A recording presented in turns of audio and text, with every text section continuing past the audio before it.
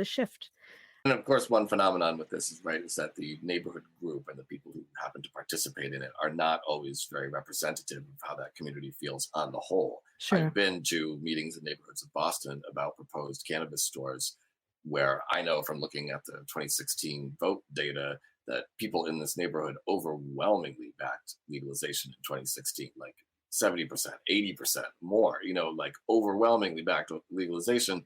And yet neighbor after neighbor is like lining up at the microphone saying Hmm. we can't have this in our neighborhood. So that, and I'm not necessarily disagreeing with those people, and I'm not saying that their concerns are totally illegitimate.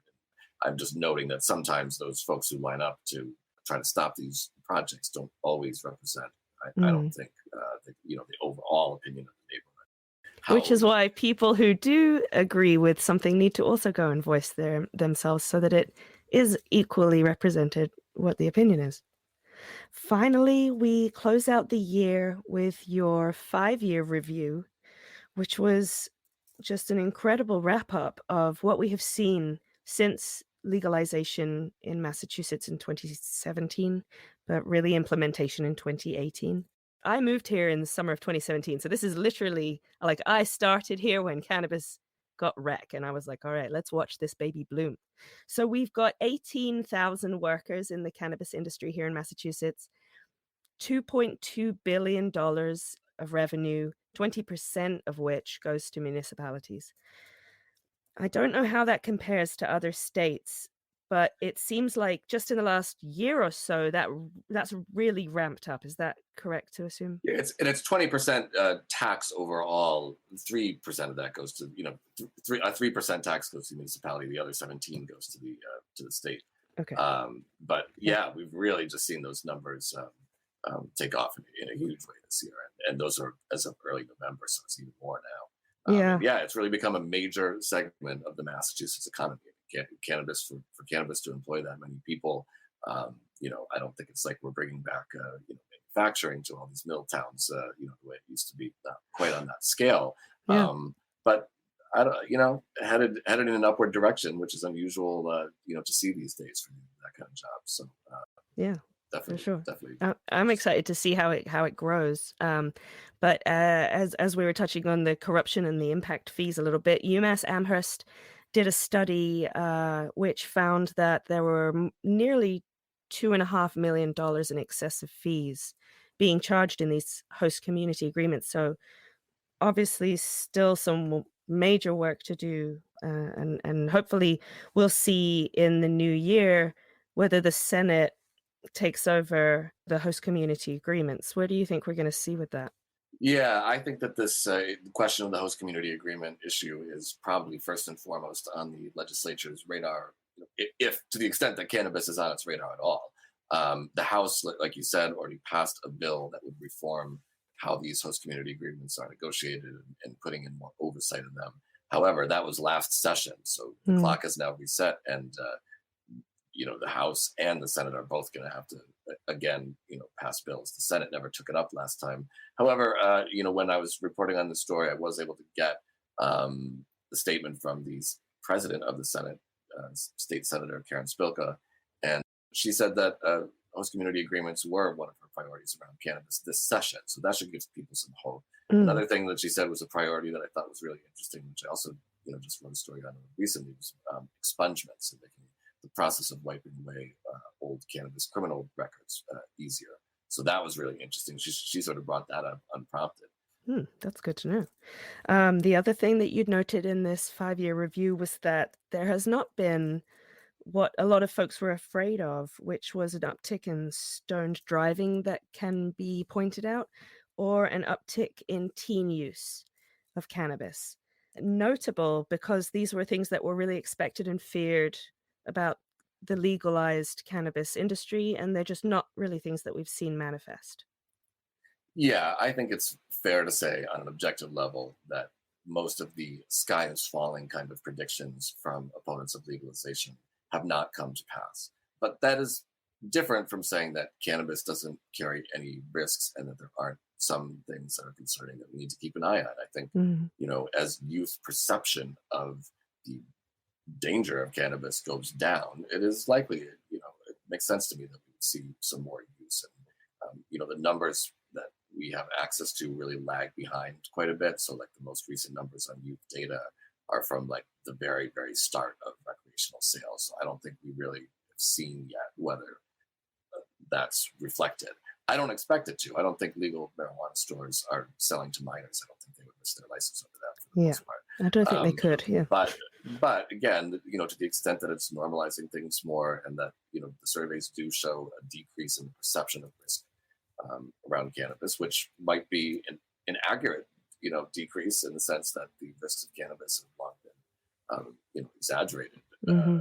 So it's complicated. I just don't want people to think that who cares, all that stuff was totally made up. I mean, I do agree that the folks fighting legalization in 2016 were clearly wrong to predict that there would be these sort of like imminent, very visible public health catastrophes that we could like look out our window and see, that we would hear about. That really is definitely not. It happened, but I don't think that means that we don't need to continue to put a public health lens on cannabis policy and keep an eye on this kind of stuff, because even as we learn more through science about the fact that many of these supposed dangers were actually exaggerations, we are also learning things about the real risks, right? Science is moving forward in that way too, and it's very clear. Anyone who looks with an honest eye at the research has to agree that there is a real risk to youth cannabis use from like teens and even into early 20s, that when the brain's developing, heavy chronic use really does have a measurable effect. Maybe not always determinatively on the individual level, but when all the longitudinal studies pretty much agree on that. So I think that all of us, whether we're for or against, I don't think it's unreasonable to hold out as a goal that we don't want to see youth consuming cannabis if we can help it, unless there's a real overriding medical reason to, like a seizure disorder or something like that. I think it's something we should discourage, and it's something we should keep an eye on. But did the sky fall? No. And did I think it was going to? Also no. But we still shouldn't take our eye off it. So I don't mean to be too much of a downer. I just think sometimes we're too quick to just sort of hand wave it away, like cannabis is utterly harmless and you never need to worry about these kinds of things. And that's not true. There's got to be some balance there for sure. I love to watch where the medical research goes, so I'm definitely keeping my finger on that pulse in the new year. I am also really interested in seeing where the social equity applicants get their foot in the door in the new year, because like you said, this year we didn't see as much as we thought we might based on what the law says. I am hoping also that we're moving a little bit closer to federal legalization. What do you see happening in 2022? What are your predictions for the new year? That's a good question. Like you, I'm very interested in the federal legalization discussion. I think, there's a divide among people on the left who, between people who would rather see more incremental reforms, like let's just fix banking so that marijuana stores don't have to sort of metaphorically hide their cash under the mattress, or use these sort of different financial workarounds because of the federal illegality of cannabis.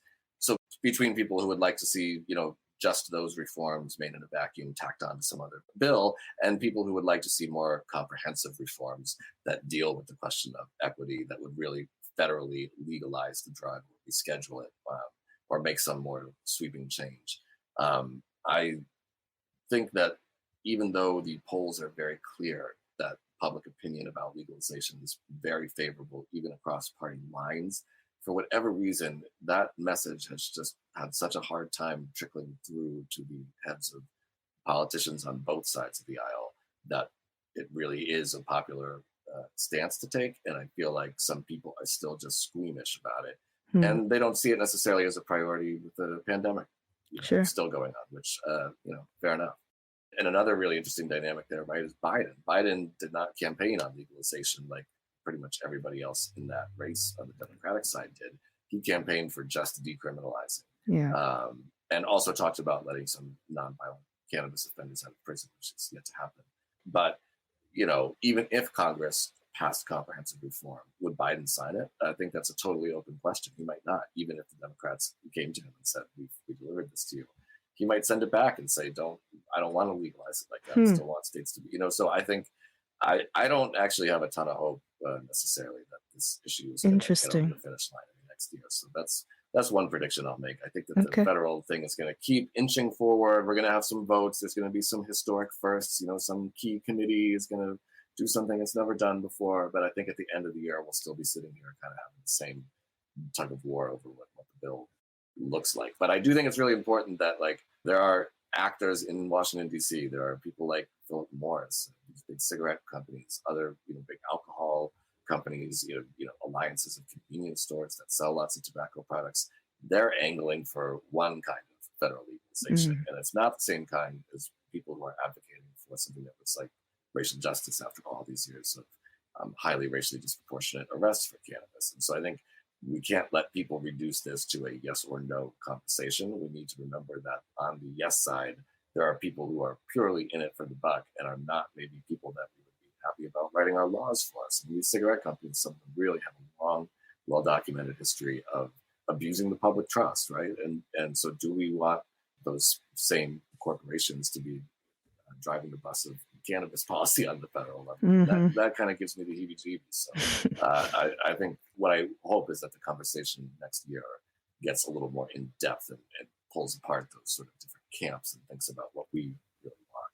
Yeah, maybe we shouldn't be so hasty. Maybe we should take it slowly, as you're saying, and make sure that we're covering all the tracks, because as you said, Massachusetts is more of a cautionary tale than it is a model. So very interesting to keep up with how it develops. And Dan, for most of us in Massachusetts, you're the person that we rely on to explain exactly what we're interested in. So thank you for your reporting in general, and thank you for joining us today to have a look back over 2021.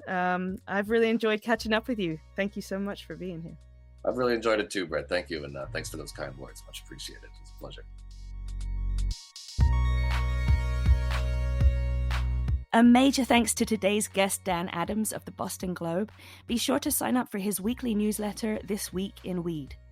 And thanks again to all of our guests this year. We hope that you've enjoyed learning from each and every one of them as much as we have. Different Leaf will be back in the new year with more great podcast episodes and some brand new issues of Different Leaf the magazine, which you can buy at differentleaf.com or at your local Barnes & Noble bookstore. Make sure you're following us on social media at Different Leaf and at Different_Leaf. And I'm on social media at Brit the British. Thanks as always to our producer Andrea Maraskin, and thanks to Homebody for the music. Happy New Year, everybody.